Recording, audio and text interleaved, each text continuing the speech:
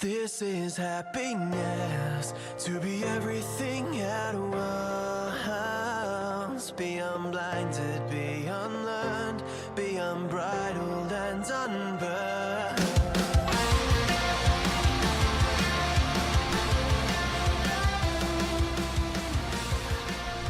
Hey everyone, and welcome back to a brand new episode of Mood Prep. My name is David Nixon. Today, I'm going to, mold together a few of my learnings over the years into this podcast. I probably would have spoken about this as I would have sort of molded many podcasts together, I suppose, and talk about the whole idea of short-term pain for long-term gain. Maybe that's a Freudian slip that is relatively accurate, but long-term gain rather. And one of the interesting things around it is, I remember in Jordan Peterson's book, 12 Rules for Life. Now, some of you may know of Jordan Peterson, some of you may not know of Jordan Peterson, some of you may like him, some of you may not like him. I don't really care. I think that's irrelevant. I'm looking at the information that this person passed on. And so my whole point of bringing that up was the chapter being, do what is meaningful, not what is expedient. And I think there's a beautiful presupposition in this. And that presupposition, surprisingly enough, first is doing. So it's presupposing that you're going to do something anyway, so you may as well do something meaningful. And really that's coming down to identifying what is, for us, meaningful. It is full of the meaning. Now, we are meaning makers, so the beauty of this whole situation is that we actually get to create meaning based on the situations that we do. So this is how we can go to a shitty job, because the meaning of that shitty job means that I'm going to earn enough to be able to build a family. Right now, that might be meaningful for somebody. However, at some point, that may transition and change as our frames, and the frames are the things that we build to see the world through, right? And those frames might change and transition and shift, or whatever the case might be. But if the work within itself is not meaningful, if we have not filled it with meaning that means something to us, then at some point it's potentially going to erode away at our character and our soul. And I mean this genuinely, and the frames become like rigid and very firm and unfulfilling and the like. So the interesting thing around it, continually pursuing something that is expedient and looking for the short-term gain for long-term pain, or short-term pleasure for long-term pain.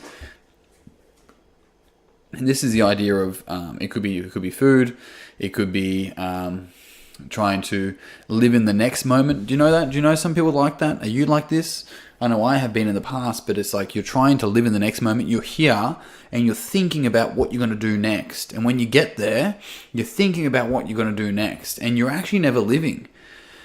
And this is the whole idea of, like, if you're just constantly getting FOMO, fear of missing out, or you're excited about the next thing that's going to occur, right? And you're constantly in this space of excitement, and you train yourself to do this. You may know other people like this. They're talking to you, but they're looking over your shoulder, or they're not really with you. And you can feel this disconnection of their true being, right? Their three intelligence centers, their head, their heart, and their gut. They're not there with you. They're physically there, but they're in the future somewhere else. Or maybe they're in the past. That's another thing that can be happening. And so the interesting thing around this is that this person may be pursuing what's expedient in the moment. And in doing so, they actually lose the moment, right? They lose living in that moment for the potentiality of the future that never actually occurs, because when they get to the future, they're living in the future again. And so they get fucking tired. They're like, oh, it's just been so busy. It's just been doing everything, but not achieving anything. Not doing anything, not being anything. And so this constant theme of looking at how we create meaning in our life via the frames and things that we wish to create meaning of is extremely powerful. And so a lot of the time we're holding on to meanings and frames in the past that fucking just no longer serve us, hey? And we think that it's important. We think it's a part of our story. We think that we have to hold on to this because it means something to us. It's like, it only means something to us because of the frames we hold to that moment. We can let go of that, right? It actually is that simple, but at the same time, it's not that simple. Welcome to the paradox of it all.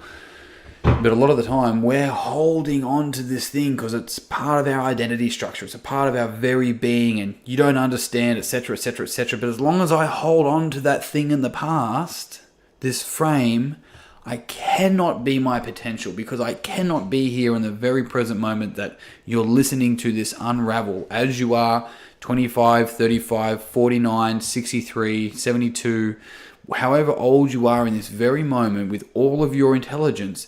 If you're seeing the world through a frame that you decided upon when you were 12, then you can see that you, as you are today in this moment, are not rocking up in this moment. It is your frames that are filtering the reality around you, and that's how you're rocking up. You're rocking up as a overgrown adult.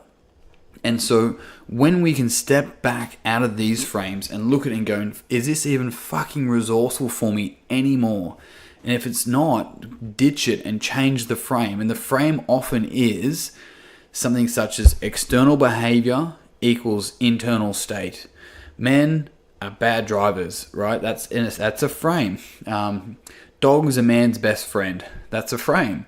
A frame that I often run by is that it's far healthier to have a beer with some friends and a good laugh than it is to bitch about someone over a salad, right? And that's a frame that I consciously choose to have. Now, I understand there's more to life than just simply looking to health and simply looking at that, but what it is that these are all the frames, right? Maybe at some point I had a frame that alcohol was evil. However, I was managed to shift that frame to a more useful frame for myself to go, actually, if I have a beer with some friends and have a laugh, that's really healthy. And I'm like, fuck, that makes some sense. And then I start to grab that frame and use it with reality and view reality through it. And so this is the thing, is that at some point in our life, we actually have to look at the way that we view the world and go, is this still resourceful? Am I still getting the results? Because a lot of the time, people don't have frames. You fucking guessed it. Those frames have them. They can't see anything else. And so the beautiful thing about being able to choose meaning is that we don't have to sit around waiting for the answer to the question that is, what is the meaning of life?